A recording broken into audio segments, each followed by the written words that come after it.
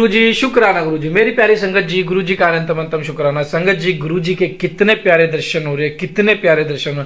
संगत जी, गुरुजी हर पाठ के शुरू होने से पहले अपने बहुत प्यारे दर्शन देते हैं, लेकिन फिर भी हम पाठ को इग्नोर कर देते हैं। ऐसा क्यों करते हैं, हमें मुझे समझ में नहीं आता।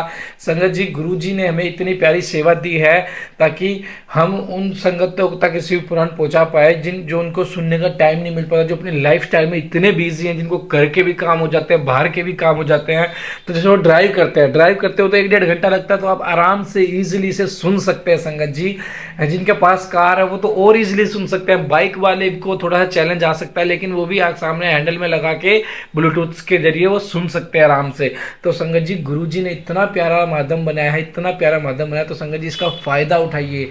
क्योंकि शिव पुराण जिसने सुन लिया, समझो उसने अपने आने वाली 7 पीढ़ियों तक को ब्लेस करवा लिया, अपने आने वाली 7 पीढ़ियों का पितर दोष दूर करा दिया और अपने पितरों को मुक्ति दिला दी। जो भी उनके पितर इधर से उधर जैसे रह जाते हैं ना, जिनकी कोई अधूरी इच्छा रह जाती है और वो जल्दी मोक्ष को प्राप्त हो जाते हैं, तो संगत जी वो इधर से उधर भटकते रहते हैं। तो संगत जी, शिव पुराण ही एकमात्र है जो उनकी इच्छा को पूरा कर सकता है और उन्हें मुक्ति दे सकता है। तो संगत जी, गुरु जी के आशीर्वाद चाहिए, शिव पुराण को शुरू करते हैं। ओम नमः शिवाय, शिव जी सदा साई, ओम नमः शिवाय, गुरु जी सदा साई। और संगत जी, पाठ में हाजिरी जरूर लगाएं। जय गुरु जी, शुक्राना गुरु जी। जय गुरु जी। पार्थिव लिंग के निर्माण की रीति था वेद मंत्रों द्वारा उसके पूजन की विस्तृत एवं संक्षिप्त विधि का वर्णन। तदंतर पार्थिव लिंग की श्रेष्ठता तथा महिमा का वर्णन करके सूत जी कहते हैं कि महर्षियों, अब मैं वैदिक कर्म के प्रति श्रद्धा भक्ति रखने वाले लोगों के लिए वेदोक्त मार्ग से ही पार्थिव पूजा की पद्धति का वर्णन करता हूँ। यह पूजा भोग और मोक्ष दोनों को देने वाली है।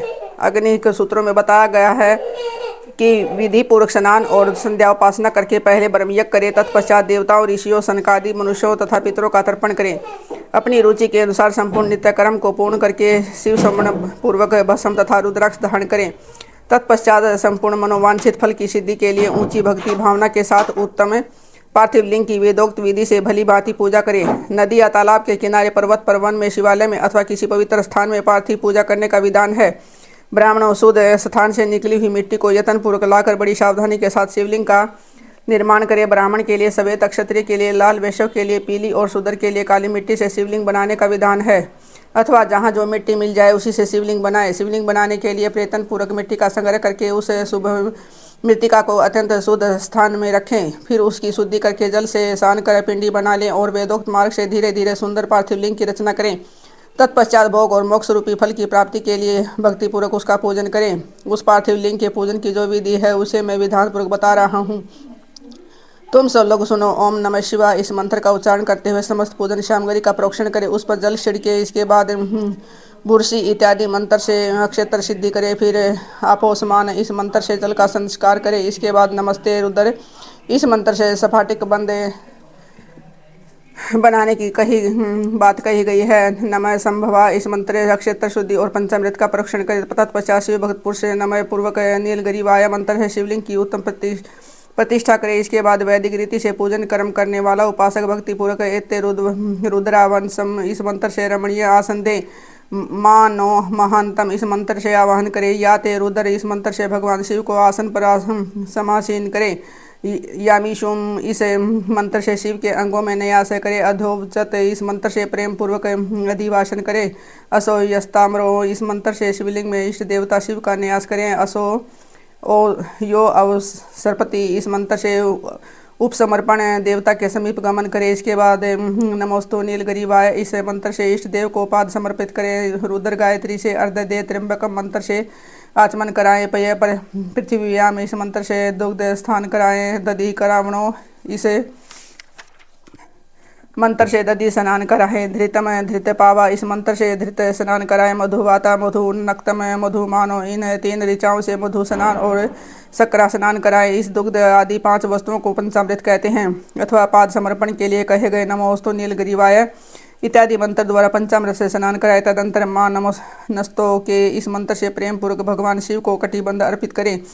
नमो दुर्वे नमः इस मंत्र का उच्चारण करके आराध्य देवता को उत्तरीय धारण कराएं। या ते हेति इत्यादि 4 ऋचाओं को पढ़कर वेदज्ञ भक्त प्रेम से विधि पूर्वक भगवान शिव के लिए वस्त्र समर्पित करे। इसके बाद नमः स्वभय इत्यादि मंत्र को पढ़कर शुद्ध बुद्धि वाला भक्त पुरुष भगवान को प्रेम पूर्वक गंध सुगंधित चंदन एवं रोली चढ़ाए। नमस्ते अक्षभ्यो इस मंत्र से अक्षत अर्पित करें।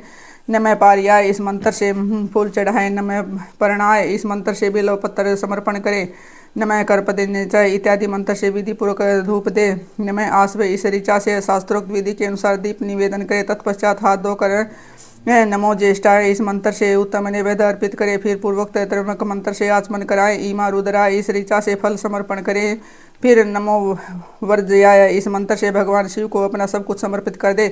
तदंतर माँ नो महांतम तथा मान नस्तों के इस पूर्वोक्त 2 मंत्र द्वारा केवल अक्षतों से 11 रुद्रों का पूजन करें, फिर हिरण्यगर्भ इत्यादि मंत्र से 3 ऋचाओं के रूप में पठित हैं दक्षिणा चढ़ाएं।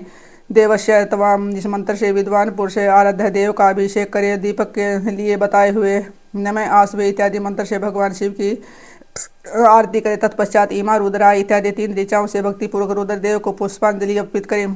माँ नो महांतम इस मंत्र से विज्ञ उपासक पूजनीय देवता की परिक्रमा करे, फिर उत्तम बुद्धि वाला उपासक माँ नस्तों के इस मंत्र से भगवान को साष्टांग प्रणाम करें। ऐशते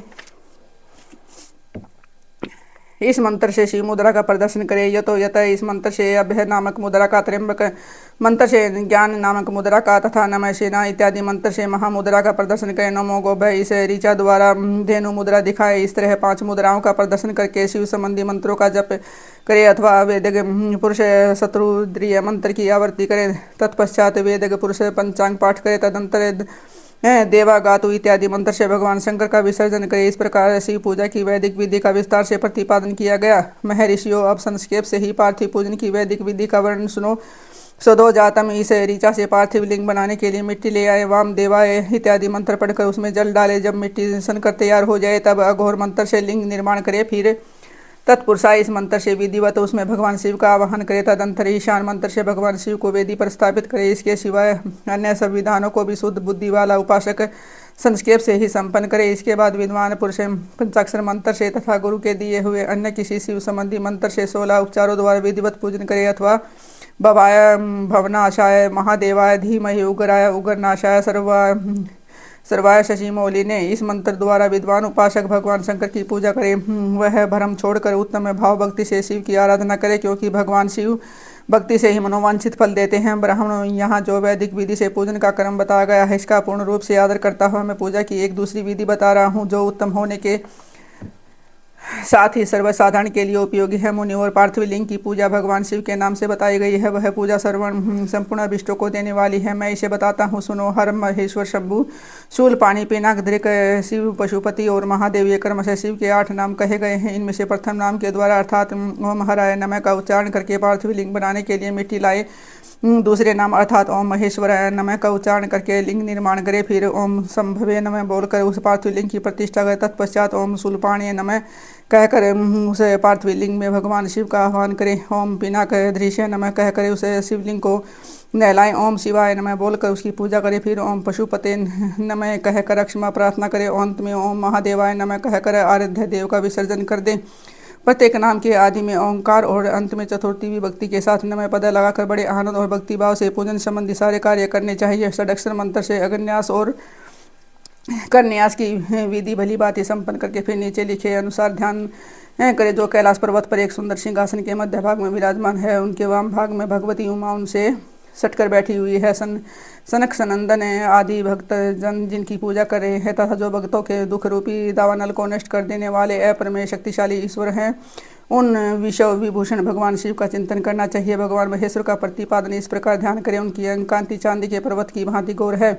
वे अपने मस्तक पर मनोहर चंद्रमा का मुकुट धारण करते हैं। रत्नों के आभूषण धारण करने से उनका श्री अंग भी और भी उद्भासित हो उठा है। उनके 4 हाथों में क्रमशः परशु मृग मुद्रा वर एवं अभय मुद्रा शोभित है। वे सदा प्रसन्न रहते हैं, कमल के आसन पर बैठे हैं और देवता लोग चारों ओर खड़े होकर उनकी स्तुति कर रहे हैं। उन्होंने वस्त्र की जगह व्याघ्र चर्म धारण कर रखा है। वे इस विश्व के आदि हैं, बीज रूप हैं तथा सबका समस्त भय हरने वाले हैं। उनके 5 मुख और प्रत्येक मुखमंडल में 3-3 नेत्र हैं।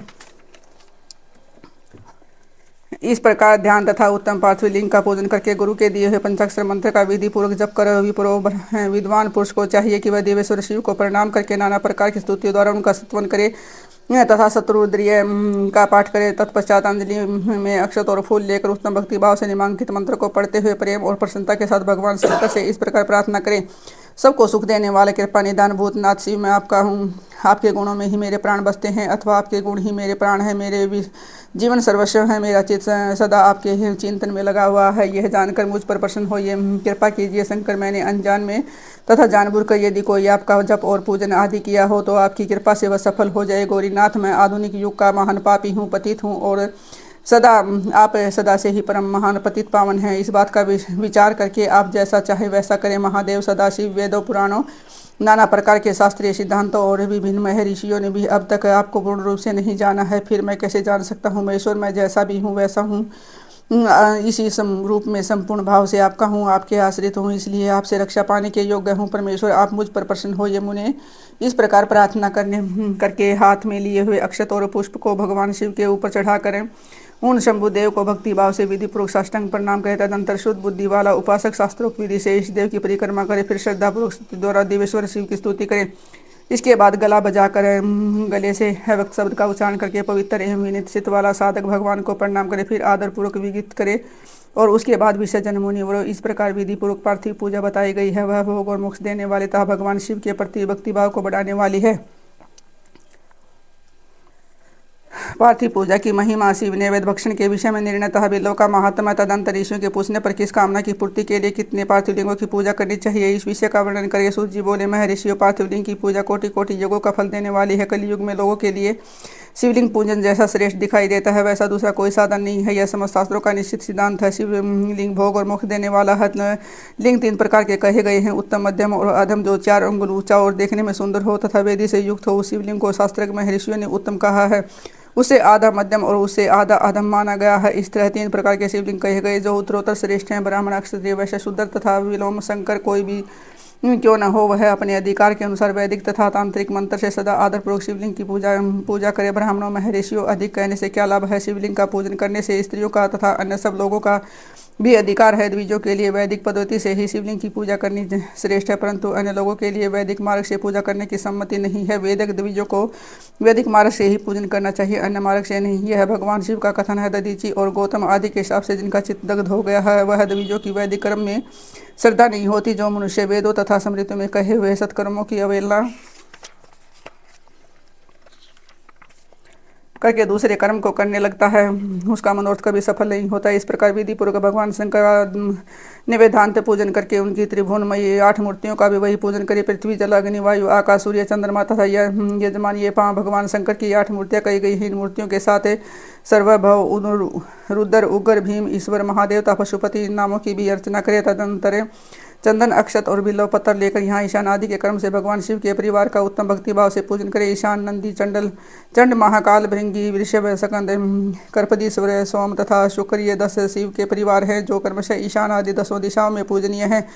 तत्पश्चात भगवान शिव के समक्ष वीरभद्र का और पीछे कीर्तिमुख का पूजन करके विधि पूर्वक 11 रुद्रों की पूजा करें। इसके बाद पंचाक्षर मंत्र का जप करके स्तुति स्तोत्र का नाना प्रकार की स्तुतियों का तथा शिव पाचांग का पाठ करें। तत्पश्चात परिक्रमा और नमस्कार करके शिवलिंग का विसर्जन करें। इस प्रकार मैंने शिव पूजन की संपूर्ण विधि का आदरपूर्वक वर्णन किया। रात्रि में देव कार्य को सदा उत्तराभिमुख होकर ही करना चाहिए। इसी प्रकार शिव पूजन भी पृथ्वी भाव से सदा उत्तराभिमुख होकर ही करना उचित है। जहाँ शिवलिंग स्थापित हो उसे पूर्व दिशा का आश्रय लेकर नहीं बैठना या खड़ा होना चाहिए, क्योंकि वह दिशा भगवान शिव के आगे या सामने पड़ती है। इष्ट देव का सामना रोकना ठीक नहीं। शिवलिंग से उत्तर दिशा में भी क्यों न बैठे, क्योंकि उधर भगवान शंकर का वामांग है जिसमें शक्ति स्वरूपा देवी उमा विराजमान है। पूजक को शिवलिंग से पश्चिम दिशा में भी नहीं बैठना चाहिए, क्योंकि वह आराध्य देव का पृष्ठभाग है। पीछे की ओर से पूजा करना उचित नहीं है। अतः अवशिष्ट दिशा ही ग्राह्य है, उसी का आश्रय लेना चाहिए। तात्पर्य यह है कि शिवलिंग से दक्षिणी दिशा में उत्तराभिमुख होकर बैठे और पूजा करे। विद्वान पुरुष को चाहिए कि वह भस्म का त्रिपुंड लगाकर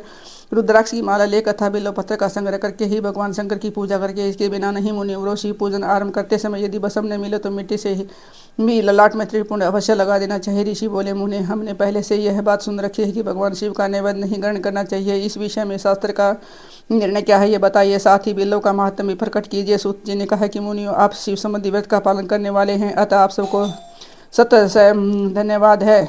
मैं प्रसन्नतापूर्वक सब कुछ बताता हूँ, आप सावधान होकर सुने। जो भगवान शिव का भक्त है, बाहर भीतर से पवित्र और शुद्ध है, उत्तम व्रत का पालन करने वाला तथा दृढ़ निश्चय से युक्त है, वह शिव नैवेद्य का अवश्य भक्षण करे। भगवान शिव का नैवेद्य आ गया है, इस भावना को मन से निकाल दें। शिव के नैवेद्य को देख लेने मात्र से ही सारे पाप दूर भाग जाते हैं उसको खा लेने पर तो करोड़ों पुण्य अपने भीतर आ जाते हैं। आए हुए शिव नैवेद्य को सिर झुकाकर प्रसन्नता के साथ ग्रहण करें और प्रयत्न करके शिव स्मरण पूर्वक उनका भक्षण करने।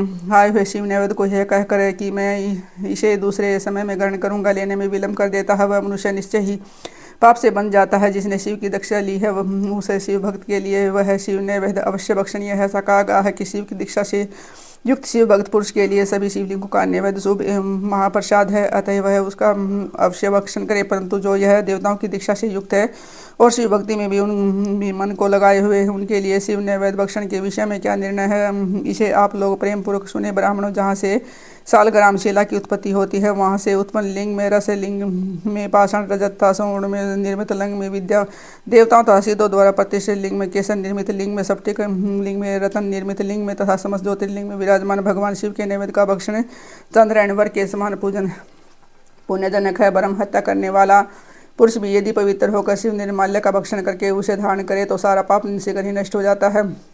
जहाँ चंड का अधिकार है वहाँ जो शिव निर्माल्य है उसे साधारण मनुष्यों को नहीं खाना चाहिए। जहाँ चंड का अधिकार नहीं है वहाँ के शिव निर्माल्य को सभी को भक्तिपूर्वक भोजन करना चाहिए। बाण लिंग, लोह निर्मित लिंग, सिद्ध लिंग उपासना से किसी ने सिद्ध प्राप्त की है अथवा जो सिद्धों द्वारा स्थापित है वे स्वयं भूलिंग, इन सभी लिंगों में तथा शिव की प्रतिमाओं में चंड का अधिकार नहीं है। जो मनुष्य शिवलिंग को विधि पूर्वक स्नान कराकर उस स्नान के जल का 3 बार आचमन करता है उसके कायिक, वाचिक और मानसिक तीनों प्रकार के पाप यहाँ शीघ्र नष्ट हो जाते हैं। जो शिव नैवेद्य पत्र, पुष्प, फल और जल अघाया है वह सब भी सालग्राम शिला के सप्र से पवित्र ग्रहण करने के योग्य हो जाता है। मुनीश्वर शिवलिंग के ऊपर चढ़ा हुआ जो द्रव्य है वह अघाया है। जो वस्तु लिंग सप्रस से रहित है अर्थात जिस वस्तु को अलग रखकर शिव जी को निवेदित किया जाता है, लिंग के ऊपर चढ़ाया नहीं जाता है, उसे अत्यंत पवित्र जानना चाहिए। इस प्रकार नैवेद्य के विषय में शास्त्र का निर्णय बताया गया है। अब तुम लोग सावधान हो। आदरपूर्वक बिल्लों का महात्म्य सुनो। यह बिल्व वृक्ष महादेव का ही रूप है। देवताओं ने भी इसकी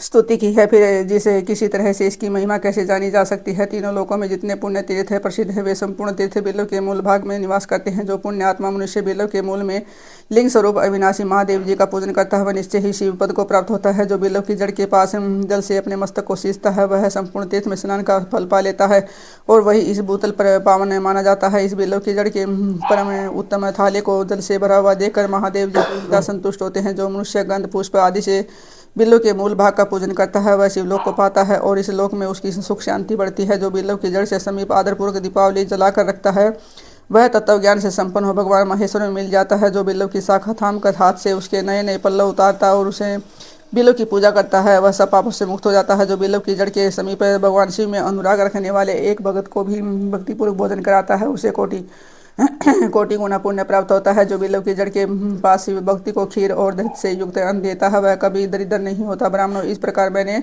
सांगोपांग शिवलिंग पूजन का निर्माण किया है। वह प्रवृत्ति मार्ग तथा निवृत्ति मार्ग पूजकों के भेद से 2 प्रकार का होता है। प्रवृत्ति मार्गी लोगों के लिए पीठ पूजा उस बोतल पर संपूर्ण अभिष्ट वस्तुओं को देने वाली होती है। प्रवृत्त पुरुष सुपात्र गुरु आदि के द्वारा ही सारी पूजा संपन्न करे और अभिषेक के अंत में अग्नि के चावल से बना हुआ नैवेद्य निवेदन करे। पूजा के अंत में शिवलिंग को शुद्ध संपुट में विराजमान करके घर के भीतर कहीं अलग रख दे। निवृत्ति मार्गी उपासकों के लिए हाथ पर ही शिव पूजन का विधान है। उन्हें भिक्षा आदि से प्राप्त हुए अपने भोजन को ही नैवेद्य रूप में निवेदित कर देना चाहिए। निवृत्त पुरुषों के लिए सूक्ष्म लिंग ही श्रेष्ठ बताया जाता है। वे विभूति से पूजन करें और विभूति को ही नैवेद्य रूप से निवेदित भी करें। पूजा करके इस लिंग को सदा अपने मस्तक पर धारण करें। जय गुरु जी, शुक्राना गुरु जी। संगत जी, पाठ को एंड तक जरूर सुने। हम हर पाठ में यही कहते हैं क्योंकि शिव पुराण बहुत ही शक्तिशाली है। कलयुग में सबसे ज्यादा महत्व शिव पुराण और बजरंग बली जी का है। बजरंग बली भी महादेव के अवतार हैं, तो शिव पुराण तो स्टार्टिंग से ही सुनो। संगत जी, हम आपके लिए ही सेवा कर रहे हैं, हम आपके लिए दोबारा से शिव पुराण शुरू कर रहे हैं। संगत जी, हमारे और भी चैनल सभी बनने जा रहे हैं, उस पर भी शिव पुराण की शुरू होने जा रही है। कि संगत जी है वो कह रहे कि आप प्लीज़ मेरी सेवा स्वीकार करें गुरु जी के चरणों में, तो उन्होंने भी गुरु जी के लिए सेवा की है। वो भी रेगुलर शिव पुराण शुरू करेंगे, तो हम आपको चैनल्स बता देंगे। तो संगत जी, उस चैनल को भी फॉलो करना, वो भी हमारा ही चैनल है। जय गुरु जी, शुक्राना गुरु जी, अनंतम अनंतम शुक्राना। जय गुरु जी।